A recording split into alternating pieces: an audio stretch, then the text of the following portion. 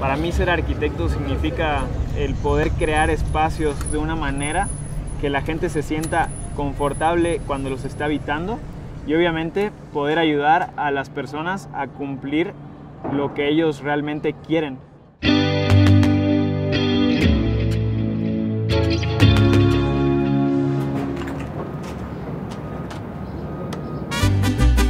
Mi nombre es José Luis Irizón Manzanero, soy de Cozumel, Quintana Roo, al sur de México. La compañía donde actualmente estamos se llama TPC Container, es donde yo laboro y es donde nos dedicamos a hacer la transformación de contenedores para usos de oficinas, habitacionales o lo que el cliente necesite. En TPC Container tratamos de utilizar los productos más innovadores del mercado para poderle darle a nuestros colaboradores la mejor herramienta posible.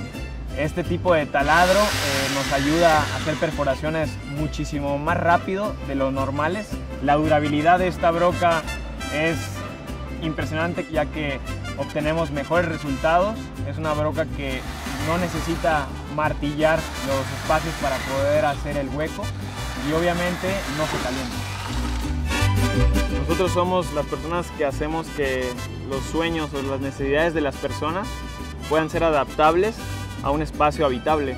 Este tipo de arquitectura que es móvil y que te permite adaptarte a cualquier lugar va a ser el futuro, y confío firmemente en que estamos en el lugar adecuado y en el momento indicado. Yo creo que hoy en día te puedo responder que este es el futuro de la arquitectura.